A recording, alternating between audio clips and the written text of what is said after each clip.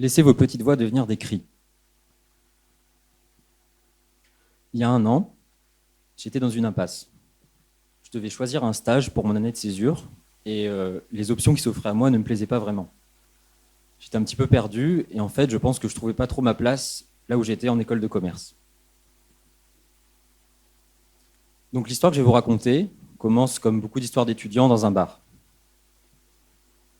J'étais dans un bar à Lyon avec deux amis, Manon et Lison, un soir d'été, et on parlait de cette situation dans laquelle on était tous les trois, un petit peu perdus. On a un petit peu dévié, puis on a parlé des films qui sortaient en ce moment, et on s'est rendu compte que tous les trois, on partageait la même passion pour le cinéma. En fait, on partageait cette passion jusqu'au point de vouloir travailler dans cette industrie. Et puis, on partageait aussi des valeurs communes, notamment une certaine sensibilité aux enjeux environnementaux. La soirée a avancé et puis on a commencé à regarder sur nos téléphones, un petit peu à faire des recherches sur ce sujet-là, et on s'est rendu compte que le cinéma était au cœur de la transition environnementale, en fait, bien plus qu'on ne le pensait, pour deux raisons. La première, c'est parce que le cinéma véhicule des imaginaires collectifs. Et quand on parle d'écologie, on parle beaucoup de passage à l'action.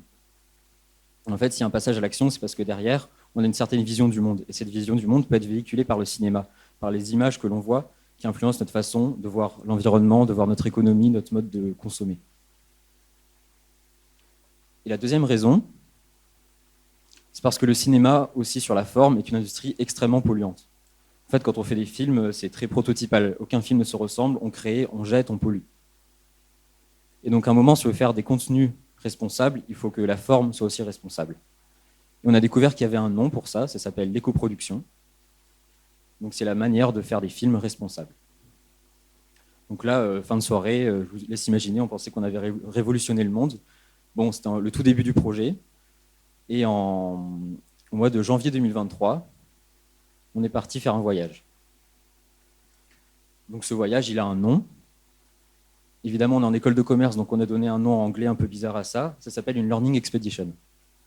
En fait, c'est tout simple. L'idée, c'est de partir voyager, rencontrer des gens et créer des contenus, mais surtout apprendre.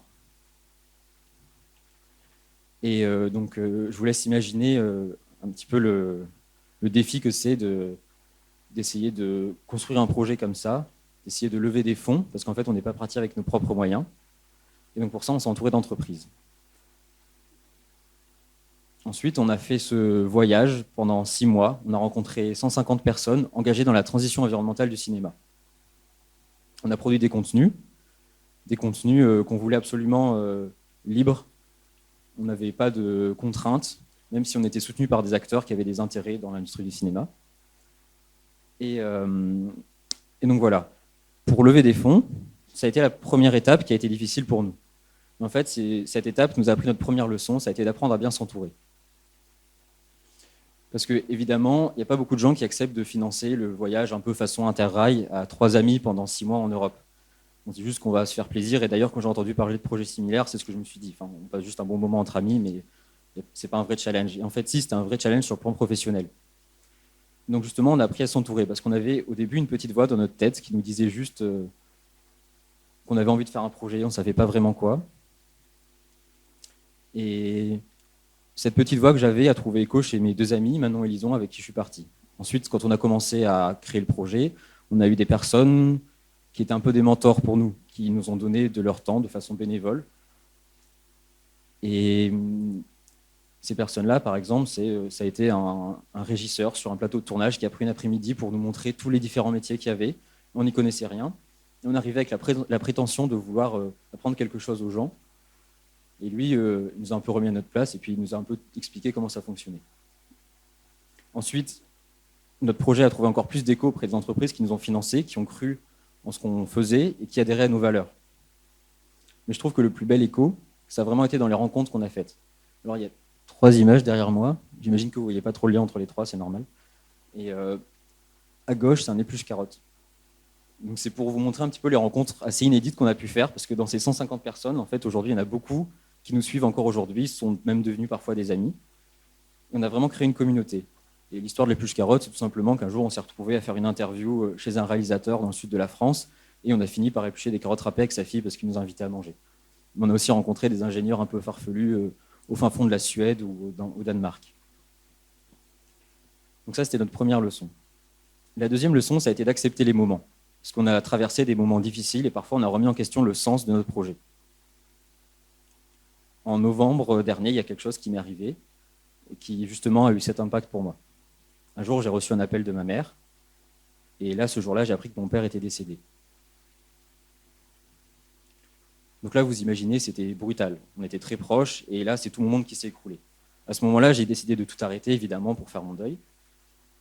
Mais fatalement, il y a une question qui s'est posée à moi, une question assez simple, une question binaire, mais c'était un choix qui était pourtant difficile à faire. Est-ce que j'allais continuer ou est-ce que j'allais arrêter? Et à ce moment-là, j'avais un peu pris du recul par rapport à tout ça. On était à quelques semaines du départ. Je regardais beaucoup de films et j'ai regardé La soupe aux choux. Je ne sais pas si vous connaissez, mais c'est excellent ce film, il faut vraiment aller le voir.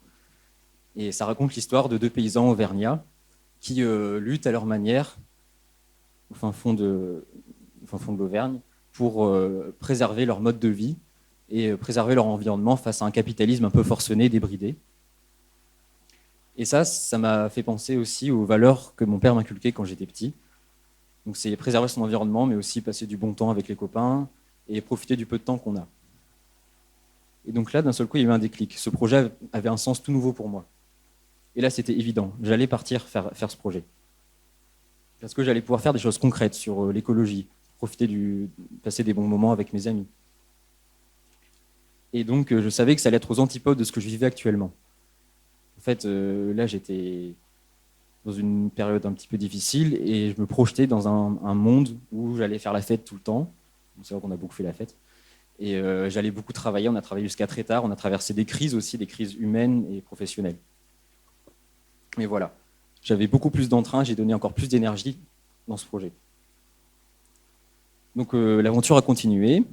Et là, on se situe à peu près début décembre. On est parti en janvier. À ce moment-là, on devait lever des fonds. C'était un petit peu urgent. On n'avait pas assez de sous pour partir. Et à ce moment-là, on a beaucoup douté. Et je pense que c'est quelque chose qu'on rencontre beaucoup quand on fait des projets comme ça, surtout quand on est étudiant, et que vous avez peut-être rencontré d'ailleurs. C'est la question de la légitimité. En fait, on s'est dit, qui est-on pour aller conseiller des gens qui travaillent dans cette industrie depuis des années, nous qui ne connaissons vraiment pas grand-chose à la fabrication des films, et encore moins à la transition environnementale. Et d'ailleurs, ça nous a été confirmé parce qu'on allait voir un chef d'entreprise un jour qui nous a reçus et qui nous a gentiment expliqué qu'il ne pouvait pas nous donner d'argent parce que notre projet allait rater, parce qu'on n'était pas à notre place et qu'en fait, ce qu'il fallait faire, c'était quand même plutôt une start-up, avoir un bon concept, vendre un produit ou un service. Et nous, on est tous les trois un peu têtus et du coup, heureusement, on ne l'a pas écouté. Et je pense qu'on se serait planté si on l'avait écouté. Parce qu'on n'y connaissait rien, en effet, et faire une entreprise, ça aurait été plutôt chaotique, je pense. Non, notre force, c'était notre ignorance. C'était justement notre statut d'étudiant, avide de connaissances, et notre envie de découvrir un milieu qu'on ne connaissait pas. Et justement, cette ignorance nous a ouvert des portes, parce qu'en fait, on a eu une approche assez transversale. L'idée, c'était vraiment d'aller rencontrer des gens, peu importe qui ils étaient, et d'aller récupérer des informations, de faire des liens entre les gens.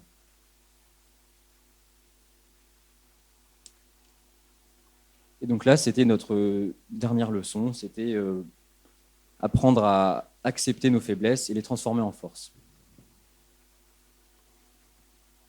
Et donc, encore pour faire le lien, du coup, pour dire, pour l'anecdote, on est même allé jusqu'à rencontrer des personnes qui travaillent à la Commission européenne, tout en restant dans nos bottes d'étudiants, et ça a posé problème à personne. Donc, finalement, on était plutôt bien à notre place. Donc voilà, il y a beaucoup de projets un peu similaires qui existent. On appelle ça des Learning Expeditions. Il y a des étudiants qui sont en école de commerce ou en école d'ingé qui font ça, et qui partent sur des thématiques très variées, comme par exemple le management, l'innovation dans le management, ou alors qui partent étudier le féminisme et le management dans des sociétés matriarcales en Amazonie, ou qui partent encore étudier des solutions low-tech pour réduire l'impact de nos technologies. Donc je vous invite vraiment à aller voir ces projets qui se font. Mais plus largement, je vous invite à repenser, peu importe où vous en êtes dans votre vie, le sens que vous accordez à vos projets. C'est-à-dire qu'est-ce qui vous motive, pourquoi vous êtes là et qu'est-ce qui vous pousse à faire ça aujourd'hui. Donc le plus important, c'est d'écouter votre petite voix et de faire en sorte qu'elle devienne un cri. Merci.